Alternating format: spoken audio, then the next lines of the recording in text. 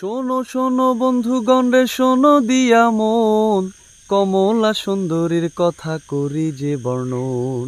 হিরণ নগরের কন্যা কমলা সুন্দরী, গুণের কথা কি কহিব, রূপ ছিল তার ভারী।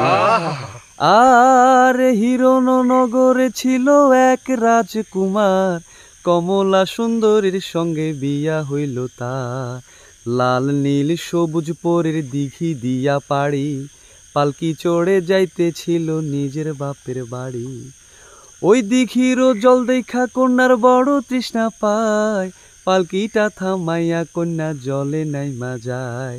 দিঘির জলে কন্যা যখন রাখলো রাঙা পা, দিঘির জলে কন্যা যখন রাখলো রাঙা পা, জড়াইলো কি এমন পায়ে বুঝতে পারলো না।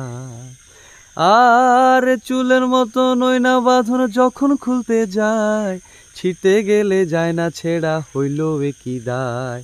কাটতে আইলো কামার কুমার কুড়াল খন্তা লইয়া, কাটতে আইলো কামার কুমার কুড়াল খন্তা লইয়া, একে একে ফিরা গেল সবাই বিফল হইয়া। এমন কইরা 3 মাস 3 দিন গেল যে কাটিয়া, কমলারও ঘুম ভাঙ্গিল কান্দিয়া কান্দিয়া। সকলে দেখিল সে আরেক রাজকুমার, জলের তলে বাস করে সে জলের রাজ্য তার।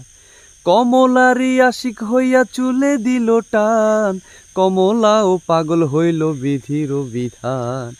মা বাবা স্বামী কন্যা কান্দিয়া হাসিল, মা বাবা স্বামী কন্যা কান্দিয়া হাসিল। কমলা ডুবিল জলে ফিরা না আসিল, কমলা ডুবিল জলে ফিরা না আসিল। কন্যা কান্দিয়া হাসিল, মা বাবা স্বামী কন্যা কান্দিয়া হাসিল। কথা করি যে বর্ণন, হিরণ নগরের কন্যা কমলা সুন্দরী, গুণের কথা কি কহিব, রূপ ছিল তার ভারী। বড় তৃষ্ণা পায়, পালকিটা থামাইয়া কন্যা জলে নাইমা যায়। দিঘির জলে কন্যা যখন রাখলো রাঙা পা, দিঘির জলে কন্যা যখন রাখলো রাঙা পা, জড়াইলো কি এমন পায়ে বুঝতে পারলো না।